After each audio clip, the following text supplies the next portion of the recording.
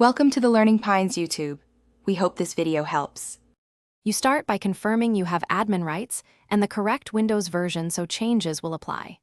Next, open File Explorer and navigate to %system root %system32 to confirm CMD. exe exists.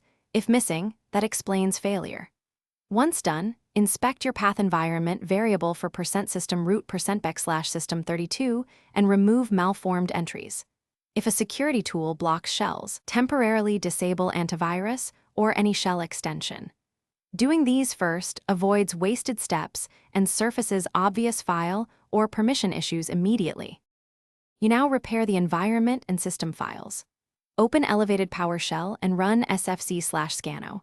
If it finds issues, follow with dism/online/cleanupimage/restore health to fix component store corruption. Once done, edit system properties right arrow environment variables and restore path entries to include %system root %system32. If CMD still fails, reapply registry defaults for CMD, exe association, or copy a clean CMD. exe from a trusted source into System32, then reset permissions so Windows can execute it again. Finish by testing. Recreate CMD shortcuts, then right-click and run as administrator to confirm behavior. If issues persist in your profile, create a new user account to rule out per-user configuration corruption. Once done, if CMD works under the new account, migrate settings and remove the damaged profile.